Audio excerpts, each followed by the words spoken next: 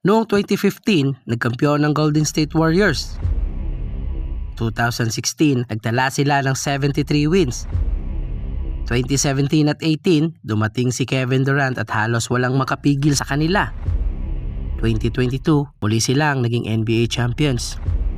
Pero paano kung sabihin kong posibleng hindi nangyari ang lahat ng to kung ang Minnesota Timberwolves ang kumuha sa kanya noong 2009 NBA draft? Magiging dynasty kaya ang Minnesota? O baka hindi rin sumikat si Stephen Curry gaya ng nakilala natin ngayon? Sa alternate timeline na to, balikan natin ang pinakamalaking what if sa kasaysayan ng NBA.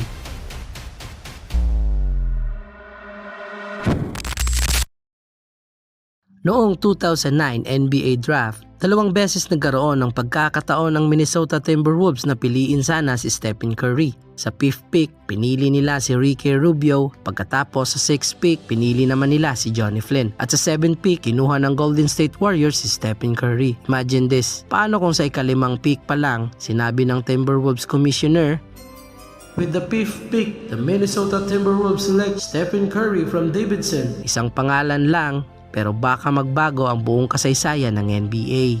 Sa totoong timeline, hindi agad naging superstar si Stephen Curry. Madalas siyang ma-injured sa kanyang ankle. Marami pang ang nagsasabing baka hindi siya makasurvive o tumagal sa NBA. Ngayon, sa alternate timeline na to, kung nasa Minnesota siya, malamang bibigyan pa rin siya ng maraming minuto dahil nasa rebuilding ang Minnesota. Kasama niya si Kevin Love, isa sa pinakamahusay na rebounder sa liga. Imagine niyo ang play na to habang dinodouble si Stephen Curry. Nakahanda si Kevin Love para sa open 3 o offensive rebound at unti-unting mabubuo ang isa sa pinakamagandang pick and pop duo ng NBA. Hindi na ba aalis si Kevin Love? Isa sa pinakamalaking dahilan kung bakit umalis si Kevin Love ay dahil hindi naging competitive ang Minnesota. Paano kung nandyan si Stephen Curry? Baka iba ang naging kwento. Posibleng umabot sila sa playoffs ng mas maaga at kung nanalo ang Timberwolves, baka hindi na humiling ng trade si Kevin Love.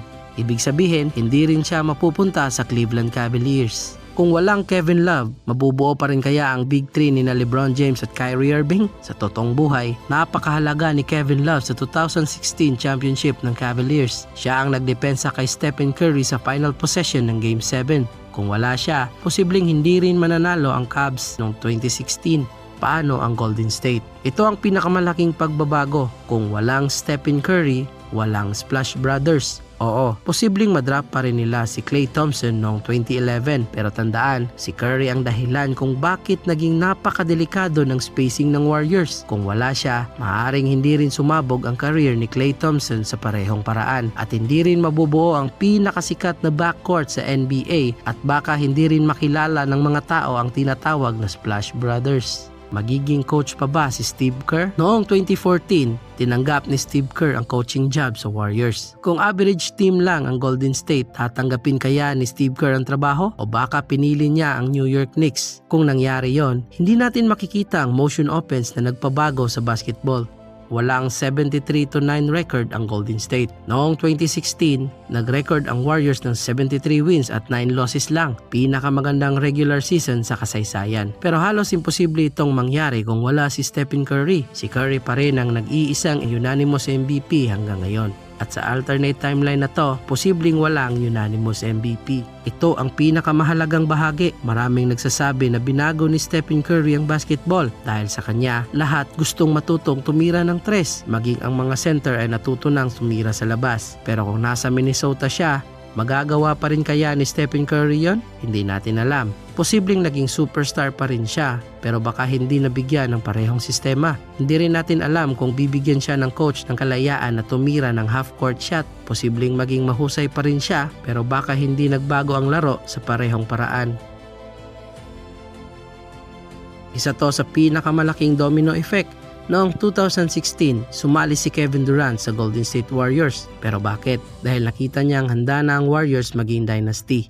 Ngayon, kung walang Stephen Curry at walang dynasty, may dahilan pa ba si Durant na pumunta sa Golden State Warriors? Posibleng manatili siya sa Oklahoma City. Posibleng pumunta siya sa Boston Celtics o baka sa San Antonio Spurs. Kapag nangyari yon, mag-iiba talaga ang kasaysayan ng NBA. Ano ang mangyayari sa mga championship? Malamang hindi lahat nangyari at maaaring ang 4 na championship na yon ay mabubura sa kasaysayan.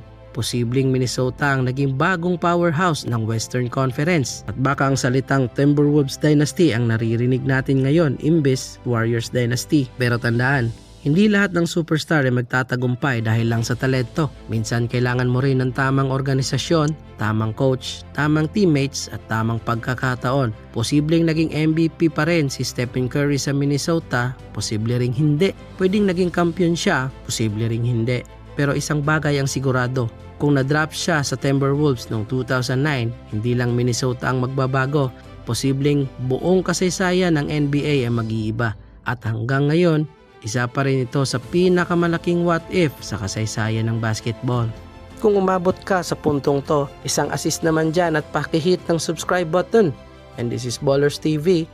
Thank you for watching.